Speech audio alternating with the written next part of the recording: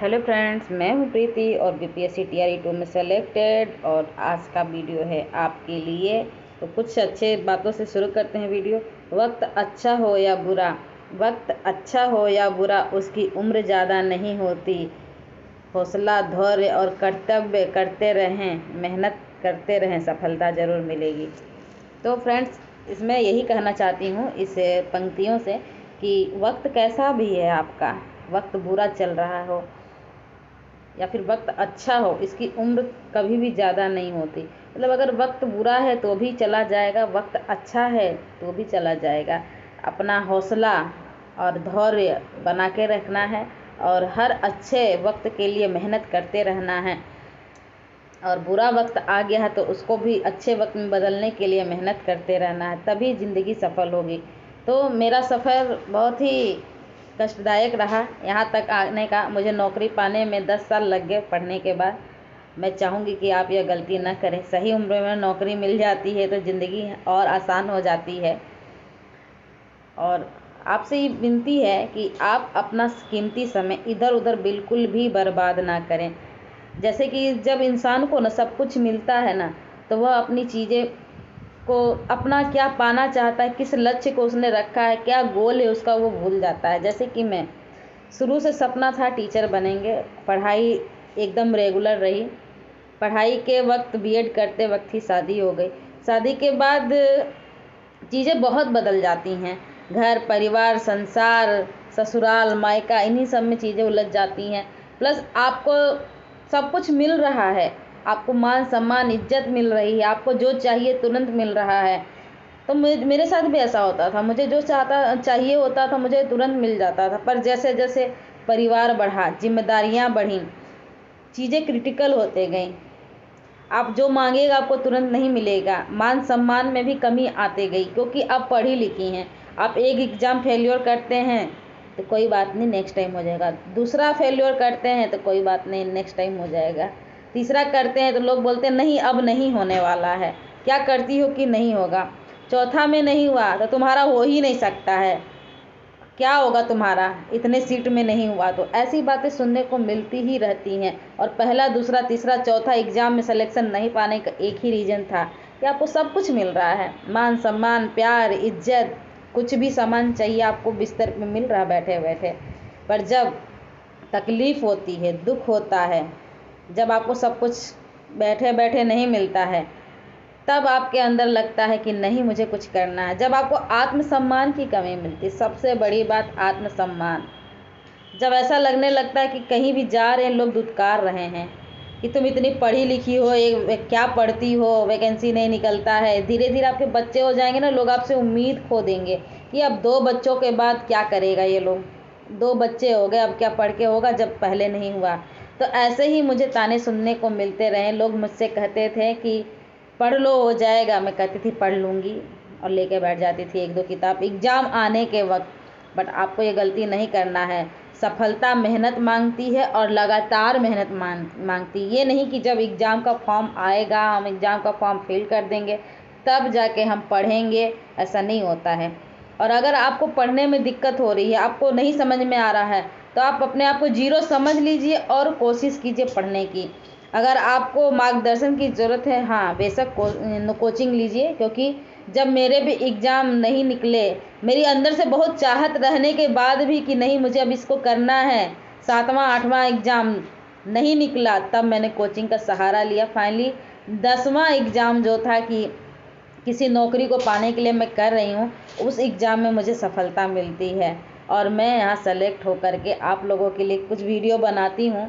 आप लोगों को अच्छा लगता है नहीं लगता मुझे नहीं पता, पर कौन कौन है, किसकी किसकी ऐसी जर्नी है कि 10 साल पढ़ाई के बाद भी उनकी जॉब नहीं लगी है, लगातार असफलता मिलने के बाद जो है वो निराश हो चुके हैं। तो निराश होने की ज़रूरत नहीं है, मुझसे सीखिए। मैं घर के सारे काम करते हुए, बच्चों को संभालते हुए, अपना दिन का रेस्ट भी देखते हुए जो है यहाँ तक पहुँची हूँ। ये मेरी सफलता की कहानी है, आप लोगों से शेयर कर रही हूँ।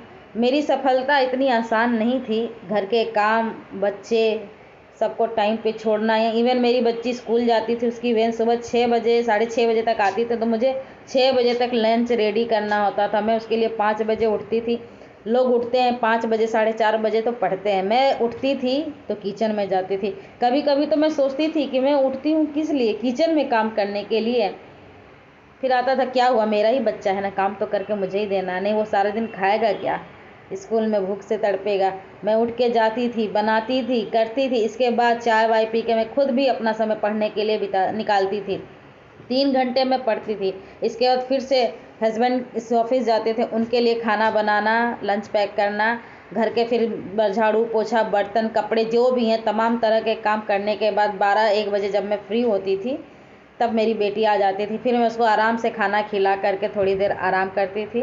उसको बोलती थी बेटा मुझे डिस्टर्ब नहीं करना, मम्मा सो जाएगी तो सोने देना क्योंकि मम्मा को पढ़ना है। इसके बाद चाहे जिस भी हालत में सोई हूँ नहीं हूँ, सोई हूँ, 4 बजे चाय पी करके 4 बजे से मेरी क्लास शुरू होती थी। 4 बजे से मैं पढ़ना शुरू करती थी और ये पढ़ाई का सिलसिला 8 बजे तक तो बेड पे ही चलता था। इसके बाद 8 बजे के बाद किचन में फ़ोन लगा करके प्रैक्टिस सेट करते रहती थी, देखते रहती थी, वीडियो सुनती रहती थी और पूरा काम खाना बनाना बर्तन धोना सब कर लेती थी। इसके बाद खाना भी अगर किसी किसी दिन कभी लंबी क्लास चल रही तो खाना भी मैं अलग लेके बैठती थी, परिवार के साथ नहीं बैठती थी। मैंने इतना त्याग किया, अपने बच्चे को नहीं देख पाती थी, अपने हस्बैंड को नहीं देख पाती थी, बस मेरा काम था, मैं अपनी काम को ड्यूटी की तरह देखती थी। वो जो एक होता है ना कि हाँ मेरे बच्चे हैं इनको प्यार से बनाओ खिलाओ, नहीं वो एक ड्यूटी बन गया था मेरा कि मेरे को खाना बनाना है, खिलाना है, टाइम पर देना है। मैं जाती थी खाना बनाती थी, सिर्फ खाना बनाने पर ही ध्यान नहीं रहता था, पढ़ाई पर भी ध्यान रहता था। झाड़ू पोछा जो बर्तन करके फिर से अपना पढ़ाई में लग जाती थी। इवन रात को मैं बच्चों को हस्बैंड के पास छोड़ के अकेले सोती थी ताकि मैं आराम से सो पाऊँ और जो है सुबह जल्दी से उठ के फिर पढ़ाई के लिए समय निकाल पाऊँ। तो जो पढ़ाई है ना इतनी आसान चीज़ नहीं है, इसमें आपको बहुत कुछ खोना पड़ेगा, अपना लक्ष्य निर्धारित करना पड़ेगा तब जाके सफलता मिलेगी। और अगर आप अपने आप को ये समझते हैं कि मुझे सब कुछ आता है, बहुत लोग कमेंट आते रहते हैं कि मैं पढ़ने बैठता हूँ तो मुझे लगता है सब कुछ आता है, मुझे पढ़ने का मन नहीं करता है। मैं भी ऐसे ही सोचती थी यार सब कुछ तो आता है, जब एग्ज़ाम में सवाल आता था तो होश उड़ जाते थे, अरे ये कहाँ से पूछ दिया। और क्योंकि मैं लगातार नहीं पढ़ती थी, अभी भी यही हाल है। जब मैं TRE 3 का PGT के लिए तैयारी कर रही हूँ कि अरे यार ये तो आता है, ये तो आता, पढ़ने का मन नहीं कर रहा, लेकिन नहीं मैं फिर भी पढ़ रही हूँ। भले ही मुझे 2 घंटा समय निकले स्कूल से आने के बाद, लेकिन मैं पढ़ाई कर रही हूँ क्योंकि कुछ कुछ नई नई चीज़ें मिल जाती हैं और वही नई चीज़ों से एग्ज़ाम में जब सवाल बन जाता है तो हम 1-2 नंबर से रह जाते हैं।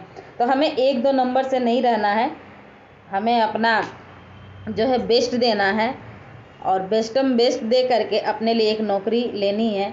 बच्चे क्या होता है ना, जब जैसे कि हमारे बच्चे हैं ना, बच्चे को हम अपने सीने से लगा करके रखते हैं, उनको प्यार करते हैं, वो बच्चे चाहे कितना भी छीछी पोटी जो भी कर दें हम उनके साथ खुश रहते हैं ना। वैसे पढ़ाई के साथ जिस भी परिस्थिति में आप रहिए, जो भी पढ़ाई के साथ कष्ट आ रहे हैं, लोग ताने मारने आएंगे कि इतना दिन हो गया, इतनी एज हो गई, अभी तक तुम्हारी नौकरी नहीं लगी, क्या लगेगा। इन तानों को ना दरकिनार कर देना, इनसे एक प्रेरणा लेनी है, प्रेरणा ले करके आगे बढ़ना है, ठीक है, निराश नहीं होना है।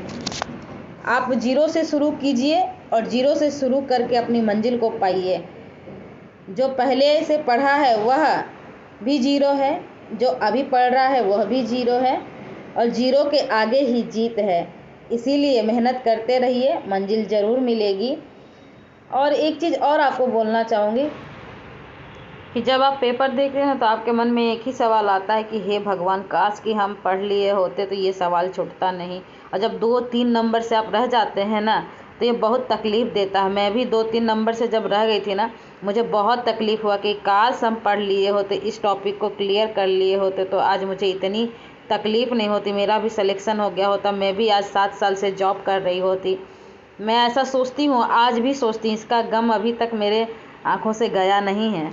इसीलिए आप लोगों से कहना चाहती हूँ कि मेहनत आज और अभी से शुरू कर दीजिए, एग्ज़ाम की डेट फाइनल होने का इंतज़ार मत कीजिए।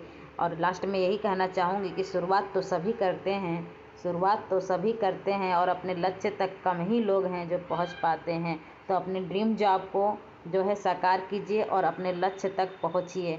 संसाधन सीमित हैं पर मंजिल ज़रूर मिलेगी, मेहनत करते रहिए। Please like comment share and subscribe my